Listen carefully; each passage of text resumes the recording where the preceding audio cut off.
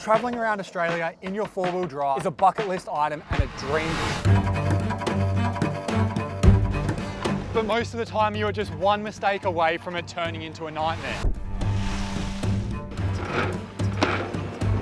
And that is why I've made a list of 9 mistakes I made traveling Australia full time so you do not make the same mistakes. And these are all mistakes I've made over the last 4 years driving over 140,000 Ks around Australia. And just one of these mistakes almost cost me $50,000 and put an end to our first lap around Australia. So you're gonna wanna stick around to the end to learn from my mistake. And so the list is gonna start off with some small things that are just really handy to know. And then it's gonna go bigger and bigger to things that you need to know. You might end up coming back from your trip, tail between your legs without the car that you left with. And the very first mistake I made is gonna seem like a silly one, but I promise you the frustration is not worth it, and that is packing too many things, specifically things that would be nice to have. And no, that's not things like tools, spare parts, any of that. This is things that are not essential. Something that comes to my mind very quickly is a 12-volt camping oven or a pie warmer, whatever you want to call it. We took it around for 2 months with us, didn't hard mount it, had it moving around our back setup, and every time we wanted to grab something, we were moving it out of the way. We used it 2 times, and both times we kind of didn't like it. So we ended up like selling it on Marketplace or something. But the real point of this mistake is don't overpack, because you can always get something shipped out to a parcel locker, which pretty much every single country town will have. So pack light at the beginning, and if you really run into something that you want, you can get it to you in a couple days. And funny enough, the second mistake I made kind of goes in contrast of the one that I was just talking about, because it is something that I wish I took that I didn't take. And it is taking a water filter to connect to the main water tank, because how we were using drinking water was from 10-litre goon bag, and we'd often have to carry 2 of them, and they're pretty big and bulky, kind of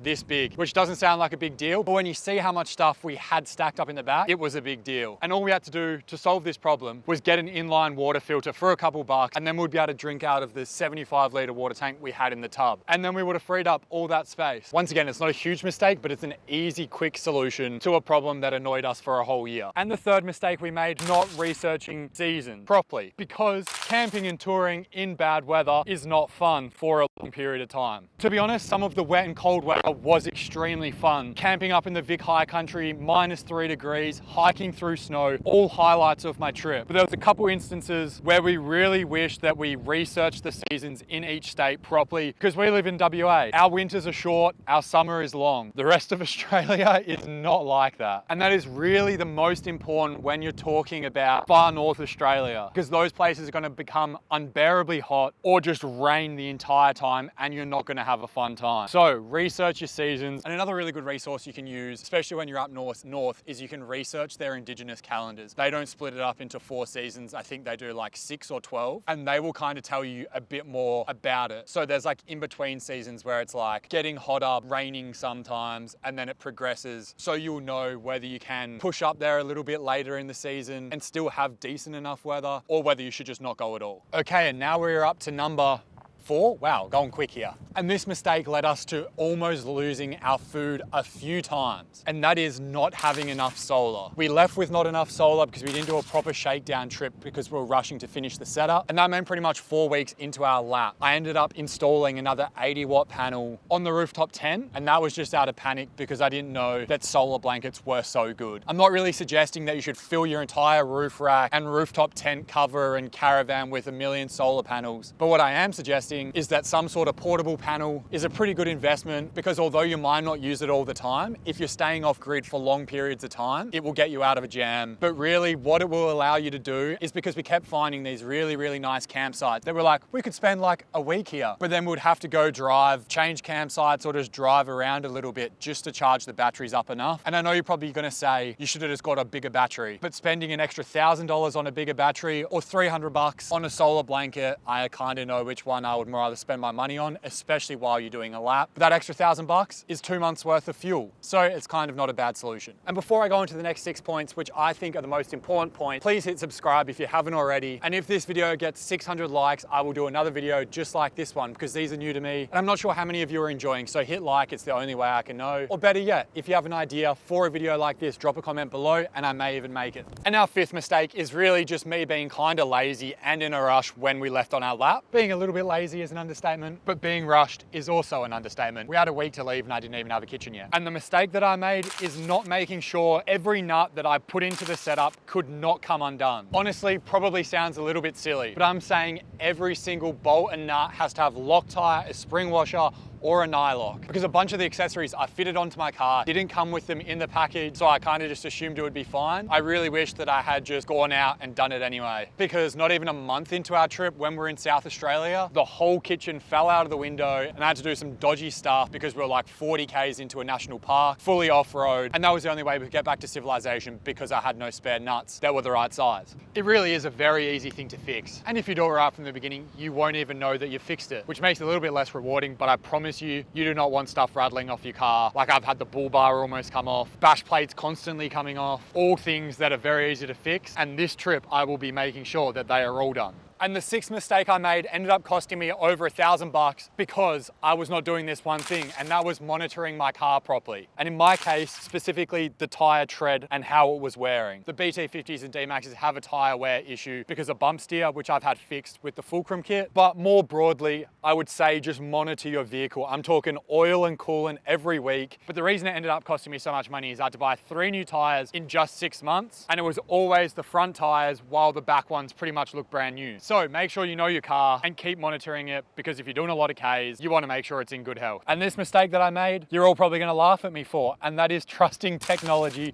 way too much. But don't get me wrong, I will still be trusting technology. I'm just going to hedge my bets a bit more. And by trusting technology, I pretty much specifically mean mapping apps on your phone. Like there's so many good ones, especially Explore Oz Traveler, which I use pretty much exclusively for all my off-grid tracks and stuff, because the GPS tracking is really, really good. And it even draws like a dotted outline where you've been. So on the way out, you can trace back your track so you know that it's all good. But the way that I'm going to make sure that I have no glitches in any apps that I use, because it's happened a couple times, is make sure that I always have 2 apps, both with offline maps. The Explore Oz one, the offline only does, I think it's called like Topo Maps, so it shows you a bit of the elevation and the tracks that they've mapped on the app, which is actually pretty extensive. But I'm also going to use something like Google Maps, and I used to use Wikicamps, but all the issues that I'm kind of alluding to were actually on Wikicamps. That app, in my opinion, has gone to absolute shit.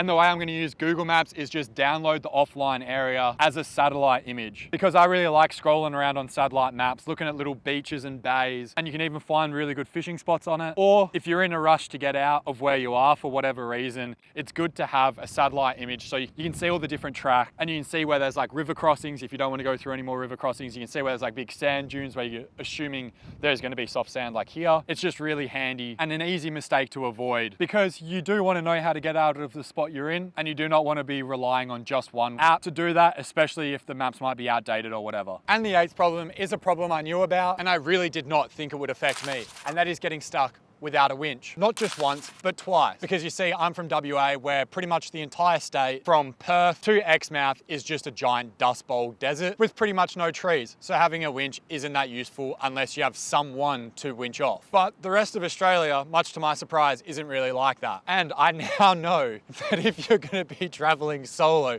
especially in places like Cairns, Darwin, anywhere inland in New South Wales and Victoria, traveling without a winch is just stupid.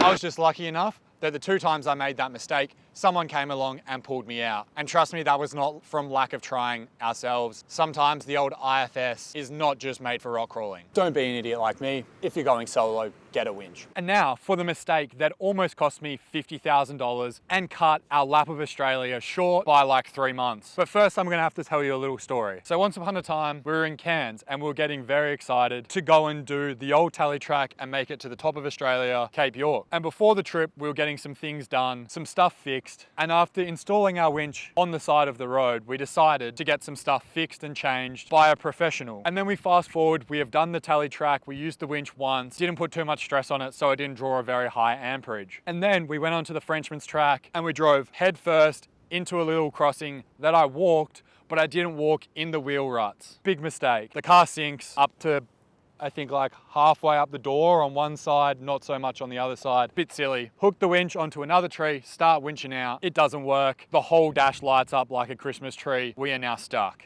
I'm going to spare the whole story because if you want to see it, At the end of the video, I'll have a link where you can go watch the video. But after 4 hours of the car being underwater, we finally figured out what had happened. The mechanic that had rewired the winch connected it not directly to the battery terminal, but to the main fuse that has all of the electronics for the car put behind.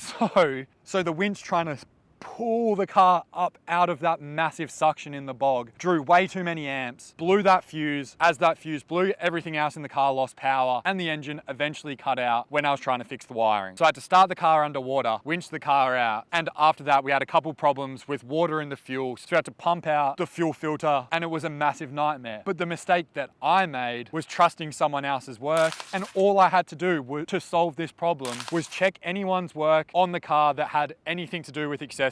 And two, when I do stuff to the car, have someone else that knows what they're doing check my work. So that is my mistake, trusting people and trusting myself to do things correctly. So I'm gonna recommend that you should always have someone check your work, and you should always have someone check their work.